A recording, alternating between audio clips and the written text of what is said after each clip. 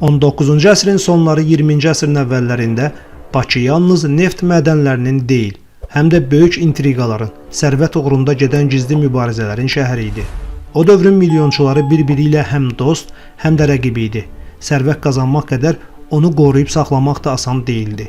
Onlardan biri var idi ki, qazandığı sərvəti yalnız öz ailəsinə deyil, yüzlərlə gəncin elm yoluna sərf etdi.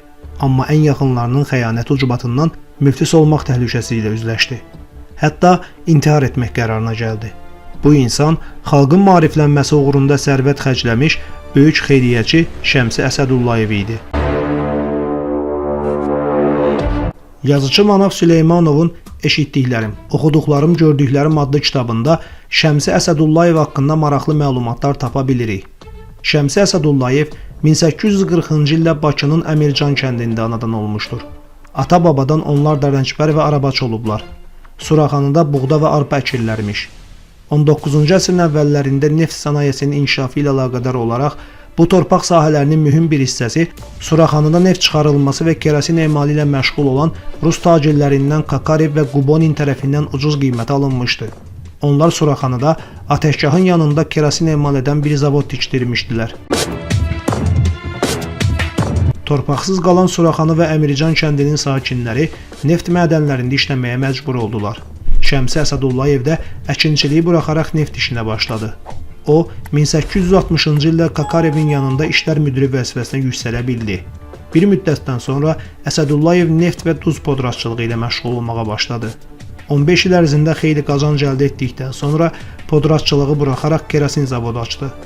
1890-cı illərdə neft işi ilə məşğul olan bir neçə nəfərlə birlikdə şirkət qurdu.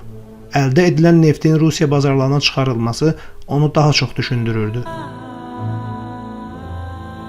Bakıda işlərinin çox yaxşı getdiyini görən milyonçu, bütün işləri böyük oğluna tapşıraraq Rusiyaya getmək qərarına gəlir. Bir müddət Moskvada və Sankt-Peterburqda yaşayır. O, burada olarkən Mariya Petrovna adında rus qadınla ailə həyatı qurur. Onun bu evliliyinə həm müsəlman xanımı, həm də böyük oğlu qarşı çıxır və dava dalaş salırlar. Mariyanın atası Çar ailəsinə yaxın senatoru idi. Bakı neftinin tükənməz qızılı, bir də qohum senatorun köməyi ilə bağlı qapılar Şəmsinin üzünə taybatay açılırdı. Günlərin bir günü milyonçu öz zavod müdirinə telegram vurur ki, sən kiçik sahibkarlardan nefti ucuz qiymətə al, ambarlarda saxla.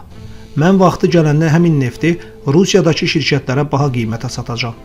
Çünki Rus şirkətləri ilə müqavilə imzalamışam. Mənə külli miqdarda xam neft lazımdır. Bakıya gələndə məlum olur ki, onun teleqramı zavod müdirinə çatmayıb.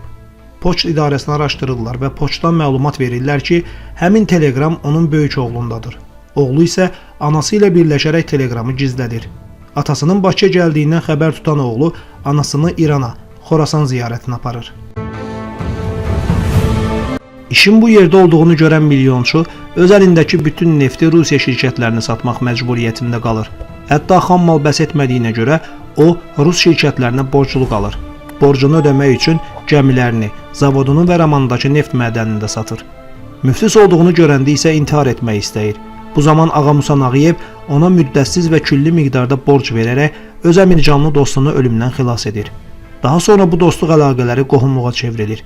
Milyonçunun böyük oğlu Mirzə Nağıyevin qızı Ümmülbanu ilə, qızı Xədicə isə Nağıyevin qardaşı Yusiflə evlənir. Digər oğlu Əli isə Hacı Zeynalabdin Tağıyevin qızı Leyla xanımla ailə həyatı qurur.